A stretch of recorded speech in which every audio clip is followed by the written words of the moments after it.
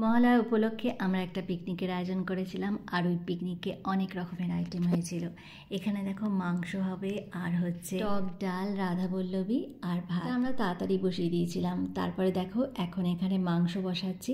এখানে কিন্তু প্রায় 3 কিলোরও উপরে বেশি মাংস আছে আর এখানে আলু কিন্তু অনেকগুলো দেওয়া হয়েছে, যেহেতু আমাদের 20 জনের পিকনিক। আলুটা একটু লাল লাল করে ভেজে নিয়েছি, দেখো অনেকটাই লাল লাল ভাজা হয়ে গেছে। এবার এটাকে তুলে রেখে দেবো।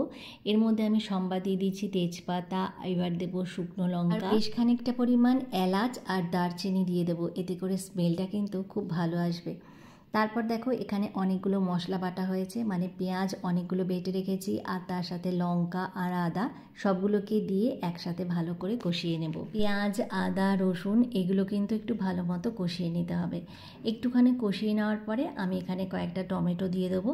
টমেটোটা খুব একটা বেশি দিচ্ছি না, এখানে প্রায় 3টে টমেটো কেটে দিয়ে দিলাম। পিকনিক বলে কতগুলো প্যাকেট কিনে নিয়েছি গুঁড়ো মশলার, আর সেগুলোকেই এর মধ্যে অ্যাড করব। হলুদের গুঁড়ো দিয়ে দেবো, তার মধ্যে দিয়ে দেবো জিরের গুঁড়ো, ধনের গুঁড়ো, লঙ্কার গুঁড়ো, আর এখানে কয়েকটা মিট মশলা কিনেছি, সেই সব প্যাকেটগুলো কেটে কেটে দিয়ে দিচ্ছি। যেহেতু 3 কিলোর ওপরে মাংস আছে সেই জন্য ছোটো প্যাকেট 2টো প্যাকেটই মিট মশলা ব্যবহার করেছি, এর থেকে বেশি কিন্তু দেওয়া যাবে না। দেখো মশলাটা কষানো হয়ে গেছে, এবার আমি একটু লাল লঙ্কার গুঁড়োও দিয়ে দিলাম। সবগুলোকে দিয়ে ভালো মতো কষিয়ে নেওয়ার পরে যখন একটু তেল বেরিয়ে আসবে, এবার সব চিকেনগুলোকে দিয়ে দিচ্ছি। চিকেনটার মধ্যে কিন্তু এক ফোঁটাও জল নেই, আর সবগুলোকে দিয়ে আমি নাড়াতে পারছিলাম না বলে এখানে দেখো দিদি আমাকে একটু হেল্প করে দিচ্ছিল। এইবার অনেকক্ষণ সময় ধরে কিন্তু এটাকে ভালো করে কষিয়ে নিতে হবে।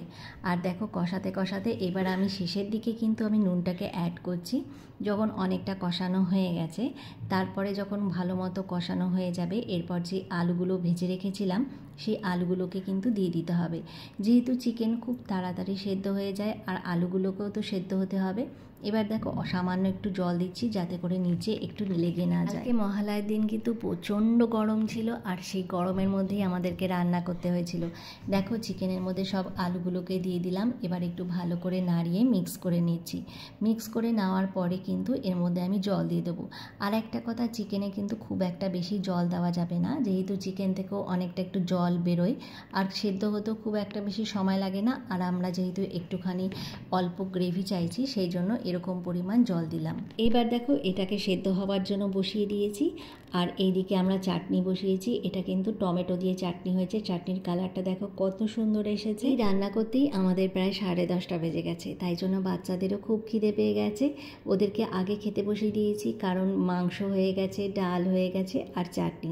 সবাই বলল আমরা এই দিয়েই খাবো, আর কিছু লাগবে না, তাই জন্য ওদেরকে বসিয়ে দিয়েছি। এখানে দেখো টক ডাল হয়েছে, টক ডালটা কিন্তু দারুণ হয়েছিল। এখানে আমড়া দিয়ে টক ডাল হয়েছে। আর দেখো মাংসটা কত সুন্দর লাগছে, গ্রেভিটা কিন্তু দারুণ হয়েছিল, খুব সুন্দর হয়েছিল গ্রেভির টেস্টটা। দেখো বিনাকে এখানে একা নিজে নিজে বসেছে, ও বলছে আমি একা একাই খাবো। আর এখানে দেখো শুকনো শুকনো ভাত খাচ্ছে। আমি ভাবলাম একটুখানি চিকেন টেস্ট করে নেওয়া যেতে পারে, এই জন্য অল্প একটু ভাত দিয়ে একটুখানি চিকেন টেস্ট করে দেখছিলাম যে কীরকম হয়েছে। নিজে রান্না করলে টেস্ট না করলে যেন ভালো লাগে না, তো আমাকে একটুখানি ভাত আর মাংস দিয়েছিল, তো সেটাকে আমি টেস্ট করে দেখছিলাম। পিকনিকে আমি 3টে আইটেম বানিয়েছিলাম, ডাল, চাটনি আর মাংস। আর এখানে দেখো দিদি বানাচ্ছে রাধাবল্লভী, তো রাধাবল্লভীর জন্য ময়দা মেখে নিয়েছে আর পুরটা কিন্তু এখানে ছাতু দিয়ে করেছে। আর দেখো এখানে গোল গোল করে ছাতুগুলোকে ভালো করে মিশিয়ে দিচ্ছে। আর এই ছাতুর মধ্যে কিন্তু অনেক কিছু আছে, সব রকমের মশলা, ডাল। তোমাদের সাথে এই রেসিপিটা আমি পরে আরেকবার শেয়ার করব।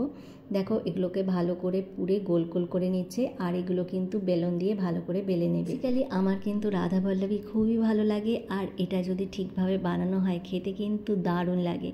দেখো এটাকে সুন্দর করে বেলে নেওয়ার পরে এটাকে গরম তেলে, একদম ছাকা তেলে ভাজতে হবে। রাধাবল্লভী তেলে দেওয়ার পরে যদি ফুলে ওঠে তাহলে কিন্তু টেস্টটা আরও বেশি ভালো লাগে। তো এর সাথে যদি মাংস হয় তাহলে তো আর কথাই নেই, সাথে চাই একটুখানি স্যালাড। উফ, তাহলে একদম জমে যাবে। রেসিপিগুলো তোমাদের কীরকম লেগেছে অবশ্যই কমেন্ট করে জানাবে। আমাদের খেতে খেতে প্রায় 12:30 বেজে গেছিলো। তো আজকের মতো এখানেই বিদায় নিচ্ছি। সবাই ভালো থাকবে, সবাইকে শুভ মহালয়া।